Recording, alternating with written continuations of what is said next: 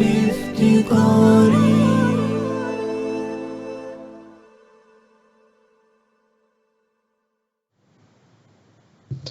بسم الله الرحمن الرحيم الحمد لله رب العالمين والصلاة والسلام على أشرف الأنبياء والمرسلين نبينا محمد وعلى آله وصحبه أجمعين. Assalamu alaikum rahmatullah, dear brothers and sisters, and welcome to today's Daily QA. I'll be your host today, Salman Butt, and it's my pleasure to introduce and say Assalamu alaikum rahmatullah to Sheikh Wasim Kempson. Assalamu alaikum, Sheikh.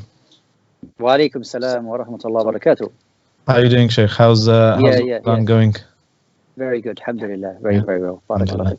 So before Sheikh says a few words, just remind brothers and sisters at home, if you do have any question to ask the Sheikh on any topic at all, you can email dailyqa@islam21c.com, or you can just type your questions in the comment section wherever you're watching this below, either YouTube, Twitter, Facebook, Instagram, I don't know where else we are. But just a reminder, put your questions in below and they'll be sent popping up on my screen here. So, Jazakallah khair, Sheikh. نعم وياك. بسم الله الرحمن الرحيم الحمد لله رب العالمين وصلى الله وسلم وبارك على نبينا محمد وعلى آله وصحبه أجمعين. All praise belongs to Allah. May the peace and blessings of Allah be upon His final messenger, Muhammad sallallahu alayhi wa sallam. Assalamu alaikum wa rahmatullahi wa barakatuh, brothers and sisters and viewers at home. So, it's quite common that when we repeat something a number of times, we can become absent-minded about the importance of what we're doing. Sometimes, when people are offering us 5 daily prayers and whatnot, people don't concentrate on what they're reciting in their prayers and become a little bit absent-minded, as I mentioned. And it may happen with the fasting as well. So I guess it's very important for us to focus on the importance of al-ikhlas, to remain sincere to Allah subhanahu wa ta'ala. And remember that for our actions to be accepted by Allah subhanahu wa ta'ala, then we must remain sincere. And that actions are done for the sake of Allah subhanahu wa ta'ala, not for anything else. And bearing in mind also that actions, when we offer these actions, they must be in line with the sunnah of the Prophet ﷺ. Remember, these 2 conditions for the acceptance of our deeds will go a long way, inshallah ta'ala, in helping us get through each day and getting the most reward from Allah subhanahu wa ta'ala. So remembering to remain sincere and ensuring that all that you do is in line with the sunnah of Rasulullah sallallahu alaihi wasallam. Wallahu ta'ala alam. Jazakallah khair, Sheikh. Beautiful reminder. Let's just get stuck into the questions, inshallah. We've got a lot of questions coming in, alhamdulillah. Just a reminder again, if you want to ask any question at all, just type it in the comment section below, or you could email us at dailyqa@islam21c.com. So our first question, Sheikh, is from Brother Harun. He says, Assalamu alaikum, is praying 5 times a day and other prayers fard or wajib? Right. With regards to the terminology of fard and wajib, then with the vast majority of scholars, they're interchangeable terms, that they are one and the same. Okay? So whether it's fard or wajib, according to the majority of scholars, it's the same. So the 5 daily prayers can be wajib, the 5 daily prayers are also fard. However, according to the madhab of Imam Abi Hanifa rahimahullah, they make a differentiation between the fard and the wajib. So the fard is what they will consider akad. There's more emphasis on that, in that anything established through mutawatir means, either through the Quran or through mutawatir, which is multiple numbers in each chain of the narration, which is a mutawatir hadith. Anything that is established via that means is considered fard. And anything which is considered, if you like, established via ahad means, this is something which is considered wajib. Wallahu a'lam. Jazakallah khair, Sheikh. Another question is from YouTube. This is from Mr. MSR. Could I ask the ruling about the prayer after Fajr? Do you have to stay in your position? Are you not allowed to speak to anyone, or does this only apply to Fajr in congregation? I assume they're talking about the just after sunrise. Yeah. No, actually, there's a hadith which mentions that is a hadith in Musnad of Imam Ahmad, that whoever prays Salatul Jama'ah and remains in their place, mentioning Allah subhanahu wa ta'ala throughout, and then after that, as you rightly mentioned, then prays 2 rak'ah, that 2 rak'ah will ta'dilu umrah, will ta'dilu hajj wa umrah, will be equal to an hajj and umrah. The ulama have differed over the authenticity of the narration.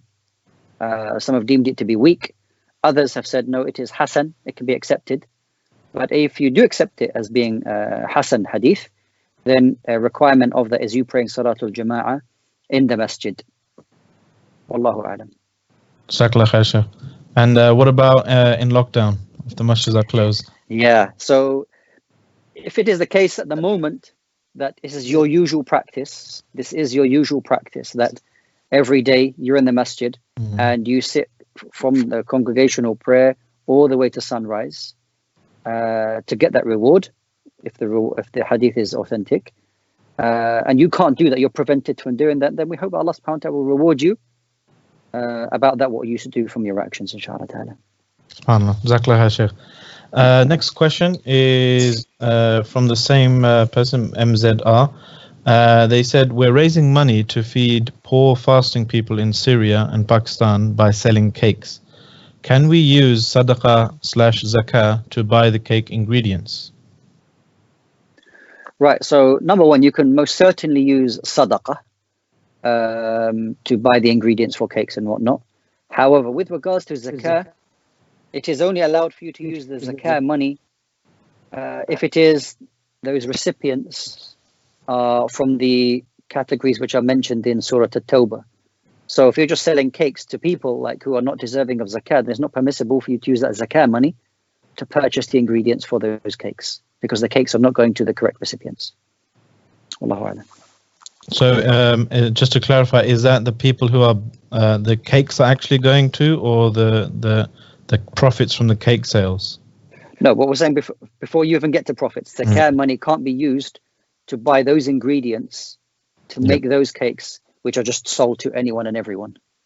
The zakah money must be and only used for specific recipients. Barakallah feek, Shaykh. Jazakallah khair. We have another question from YouTube. I was wondering how I will weigh my gold and give zakah in the month of Ramadan, since the jewelry shops are all closed because of the virus. So I can't. What should I do? Yeah, sure. So what you can do is, if you don't have a weighing scales at your home, then you can purchase online, I'm sure, you can purchase a cheap scales from those online supermarkets, whatever the case may be, and use that as your means to weigh your gold, inshallah ta'ala. Very easy solution, inshallah. Jazakallah khair, Shaykh. This one's next one's from Isra. It's an interesting question. Will the angels ever die? Yeah, so the verse كل من عليها فان ويبقى وجه ربك ذي الجلال والإكرام is a verse that the ulama use, that all will die. All will die. And this is the view of some of Ahl Sunnah, that everyone in the universe will die. Except that there is another verse, again in Surah Al-Zumar, except when Allah subhanahu wa ta'ala commands the trumpet to be blown, that everyone will pass away except whom Allah subhanahu wa ta'ala wishes not to. Now there is a discussion over that, who they are. Some of them are discussed. It's not an absolute matter, I must say. It's some discussion between the scholars. Some say some of the servants of the paradise, that they don't die. They escaped that. Some mention some angels. Allah knows best. But in general, everyone on earth will die. Wallahu ta'ala alam. Jazakallah khair, Shaykh. And that is during the when the trumpet is blown and then everyone is resurrected. No. Jazakallah khair, Shaykh. This next one is an interesting question from Fatih.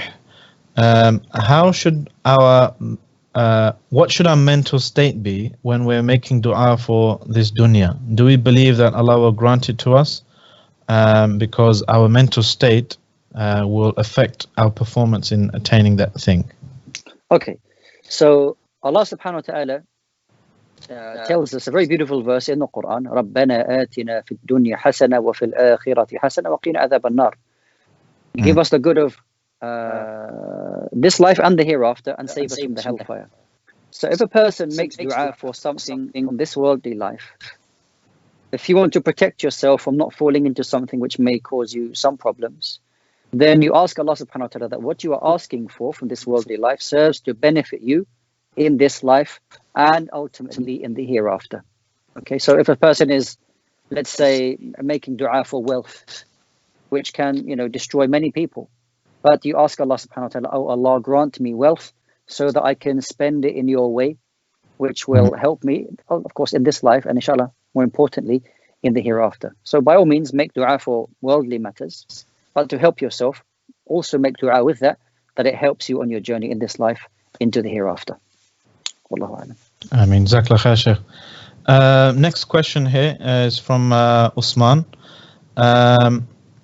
With work and other family life, I find very little time to read the Quran, and I don't feel I'm benefiting spiritually. What should one do in these situations to gain maximum benefit? Well, everybody's situation is different in Ramadan. If you don't feel that you're benefiting or not feeling that spiritual kind of feeling in Ramadan, maybe I understand that we all have busy lives, but it might be the case that you need to do a bit more in the free time that you do have, is maybe just spend more time reciting Quran or listening. I'm not sure what kind of job you do, but maybe listening if you can. Listen to some beneficial lecture, or to listen to the Quran, and to do something. If you're allowed to do that, of course, not to take away from your job. Of course, you have responsibilities to your job, but whatever you think that you can do, which will help you, like everybody else. Everybody else is striving to feel that kind of Ramadan vibe, to feel close to Allah subhanahu wa ta'ala, and that comes about by you pushing yourself and doing extra things in this month. May Allah make it easy for you. Jazakallah khair, Shaykh. We have another question here. This is from Yahya. What is the ruling on qada salah, and how do we pray them? Second part of the question, what's the ruling on salah that qada salah was missed years ago? Right. So in Islam, we have the word qada or qaza is used a lot, right? And this essentially means that you're making up your prayers. Now, there's different reasons why people will offer their prayers at a later time. If a person has been negligent, okay, and just not prayed, and then they want to make qaza of it, okay, then first and foremost, you've sinned. Because delaying your prayers beyond their time is haram, is not allowed to do that. There are some views, in fact, according to a minority view, that if you delay your prayers beyond their time, then there's no making that up. The time for it is gone. Just as like a person wants to pray Salat al-Dhuhr at 9:30 in the morning, it's not going to be accepted before its time, so it won't be accepted after the time. Nonetheless, if a person negligently has delayed the prayer, then they should offer the prayer, ask Allah subhanahu wa ta'ala for forgiveness and offer the prayer. It may be the case that you're not rewarded, but it might be the case that if you repent sincerely, that you may not be punished for leaving it. That's for the negligent. As for those who have a reason, let's say, for example, you're a traveler, or you have a reason to delay your prayer for whatever reason, you may call that qada in some way. I mean, others call it ada. You're praying it, but you have a legitimate excuse to delay it. Then simply you just offer it in its time, or in the delayed time for your valid reason. Wallahu a'lam.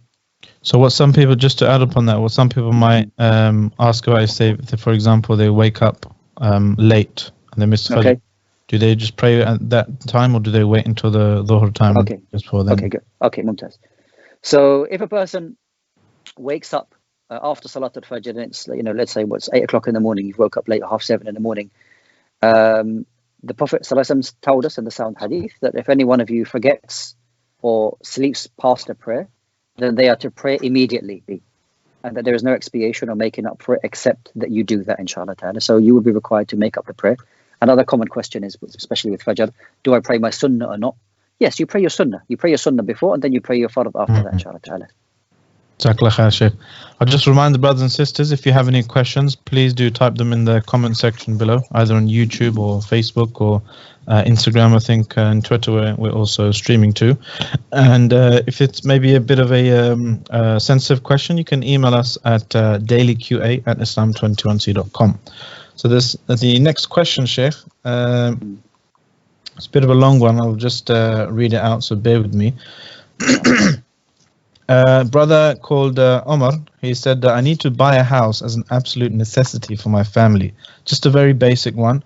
After saving for quite a while, I still didn't have enough capital, but luckily I got a loan from my relatives, which then meant I was in a position to finally purchase the house. Just before the COVID-19 lockdown, the houses were about to go to the market, and I was very close to buy, but then the sale was delayed until the lockdown was over within the next 2 weeks. As Ramadan entered, it means my zakah is now due on my savings. Is there any way I am exempted from this year's zakah, as I have already intended to buy the house, but an emergency lockdown delayed that purchase? If I give zakah, I will not be able to buy it, and it's an absolute necessity. So you can imagine there's probably a large amount of money that they were about to use to buy a house. Sure. So, interesting question. Yeah, you're right. First and foremost, may Allah subhanahu wa ta'ala make it easy for you. I mean, so there's a couple of issues here. The first one is that if you do have money at a particular time and zakah is due, and you haven't yet purchased or you're saving up for an item, then this is the qadr of Allah subhanahu wa ta'ala. The zakah would be due on that amount. Now, there's a couple of things I want to mention on the side of this. I appreciate that you feel it's a necessity, and you have to pay zakah on it. But the first thing is that zakah is only 2.5%. So every £100,000 you've saved, that's £2,500, if my maths is right. Okay, so that's true. Unless it's, if a person has saved like £1 million, then you start talking about, maybe some serious money like £25,000, which this could be quite a big dent into the savings that you have. But since the zakah is only 2%, it's not there to make people poor. That's not the idea of zakah. And first, remembering that it's when zakah is due, that money that is due is no longer yours. Okay, I can't delay paying it. Oh, it's like I'm doing a favor. This money doesn't belong to you anymore, and it needs to be given to those who are deserving of that. And another issue also, that it may be, and Allah knows best, that if you haven't signed anything on the dotted line, the houses, it might be the case, Allah knows best, that the prices of houses may come down due to this. I mean, of course, I know a speciality in real estate, okay, but it might be the case that the prices of houses and so on and so on actually may come down quite a lot. So it may be the case you may save some money in the long run.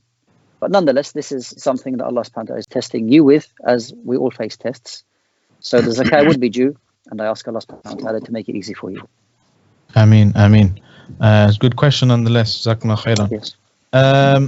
This next question is from Brother Jamil. I wanted some advice. Where's it gone? I wanted some advice on what. Okay, it's been deleted. I wanted some advice on what I should do. I've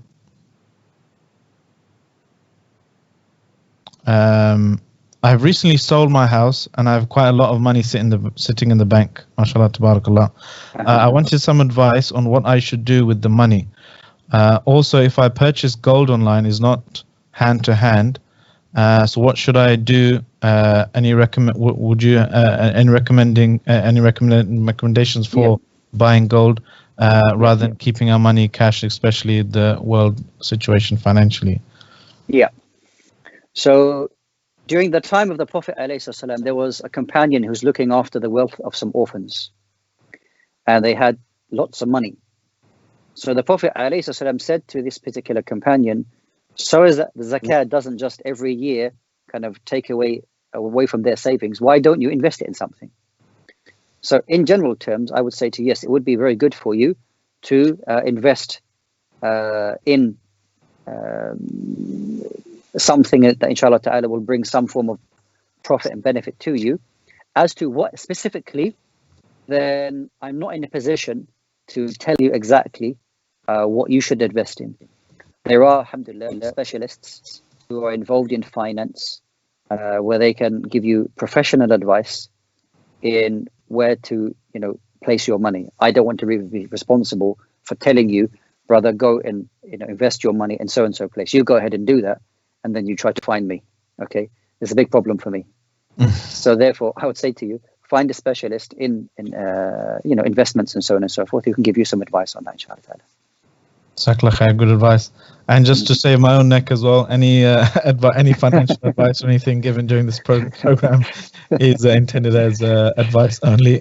Please do seek professional help financially if you do happen to have lots of money and wondering what to do with it. On a completely separate note, I'd just like to remind the brothers and sisters to visit donate.islam21c.com and to help Islam21c as one of your Ramadan projects to support. Jazakumullah khairan.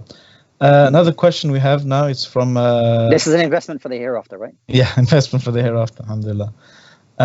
We have a question from Jamil. My teeth bleed every morning when I brush. Does that break my fast? Okay, so it's more likely your gums that are bleeding, not your teeth. But the point is that if they do bleed ever so slightly, then inshallah ta'ala, it don't break your fast.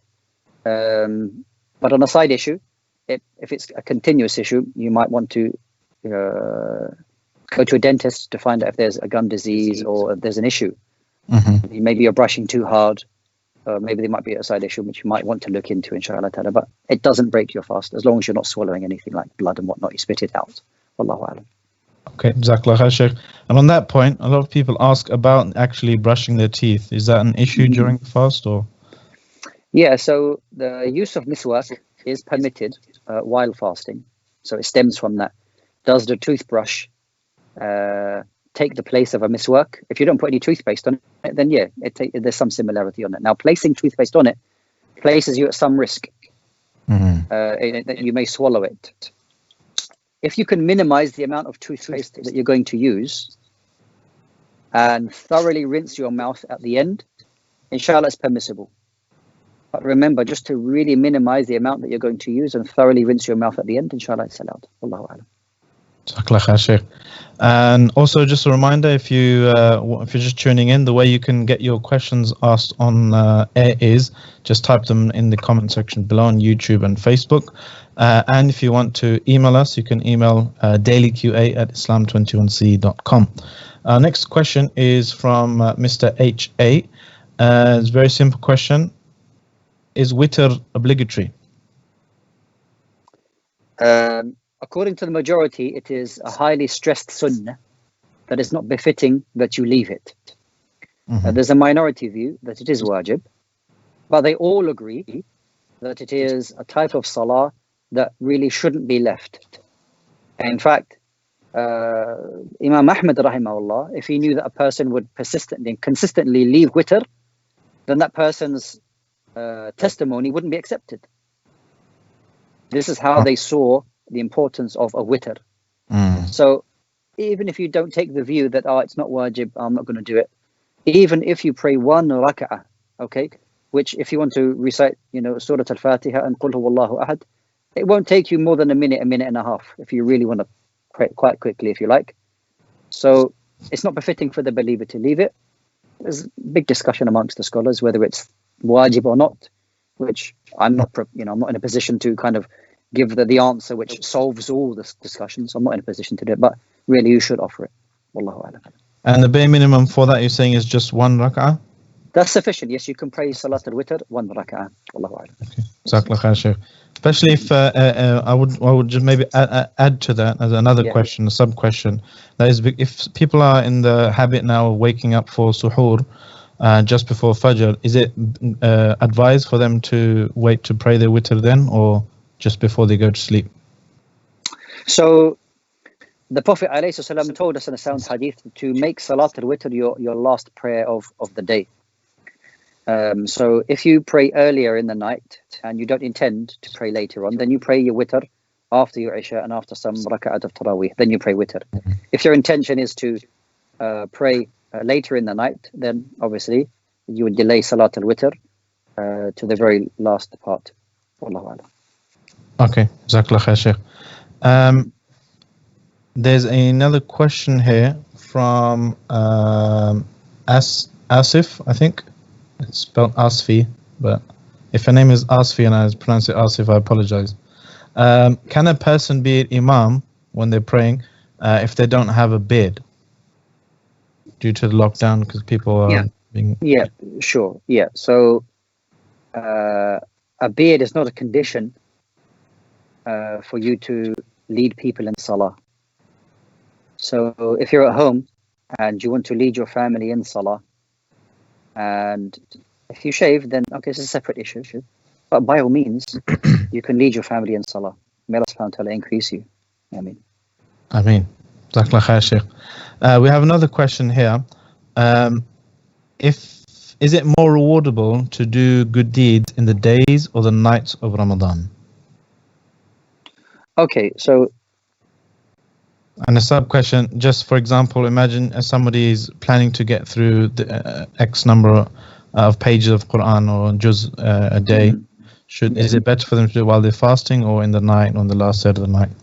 Yeah, so there are certain things which are specified to specific times. So the last third of the night is the best time for you to offer nafila prayer. The best time for you to make dua, for example. Okay, that would be better than the daytime because that's a specific time, as we find in the sound hadith that Allah subhanahu wa ta'ala descends to the lowest heaven. Now, as for giving general charity or reciting Quran, whether it is in the day or night, Allahu a'lam, I don't know of any evidence to state which is better. Allah knows best. Jazakallah khair, Sheikh. There's another question here. When should children fast? Is it the same? What age should they start fasting? Is it the same age as when they start the prayer, are you 10 years old, or is it at when they become post-puberty? Yeah. So the obligation is obviously when they reach adulthood, when they reach the age of puberty, when they become baligh. That's the obligation. But before that, like anything, as the Prophet ﷺ, encouraged us to teach our children to pray at the age of 7 onwards. Similarly, if they can start practicing fasting, even if it's half a day. Okay, they're very young and they can't fast a whole day, no problem. Maybe they want to fast the last 3 or 4 hours of the day and then they break fast with you. So there's some form of kind of tamareen, there's some form of practice with them. But whatever's easier for them, especially with ibadah, we want them to love it. We don't want them to hate it. Okay, so let them do what is comfortable for them, inshallah ta'ala. Okay, Jazakallah khair. So just in summary, 10 is for the prayer, but they actually become morally responsible for that at puberty? Puberty, yeah, that doesn't have a particular age. Yeah. It may have a particular age if none of the signs appear, which is the age of 15 Islamically. But most cases, the child has reached adulthood before that.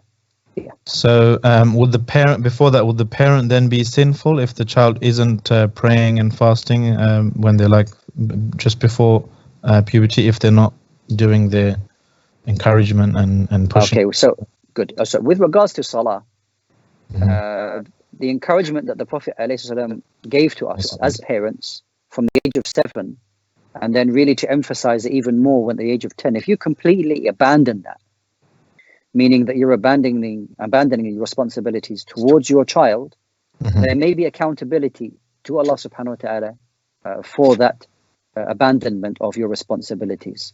So then in the future, and there's a great risk in that. Let's say, for example, you don't teach anything to your children with regards to fasting or prayer, and then when they reach the age of puberty, and you say, oh, you have to pray now and you have to fast, they look at you and think, I'm not doing that, I don't have to do that. And then they just not interested. You've forsaken your responsibilities of years and years and years of trying to teach them in a good way. No doubt you'll be accountable for that. Wallahu a'lam. Okay, Jazakallah khair, Sheikh. And Jazakallah khair for your time, and Jazakallah khair on you, brothers and sisters at home as well, for watching. I'm afraid that's all the time we have tonight. We'll be here again, inshallah, tomorrow. I think tomorrow's we're with Sheikh Abdul Rahim McCarthy, and then Sheikh Wasim Kempson will be back on Thursday, I think, Sheikh. Yes, inshallah. So yeah, we'll try and keep these short and sweet, 30-minute slots, so we can get in questions. You can get in questions asked, and we can have some time then after for dua and wrapping up our fast, inshallah, and cooking those samosa and pakora, inshallah. That's it for me. Jazakumullah khair. I'll see you again tomorrow. And a reminder again, please visit islam21c.com.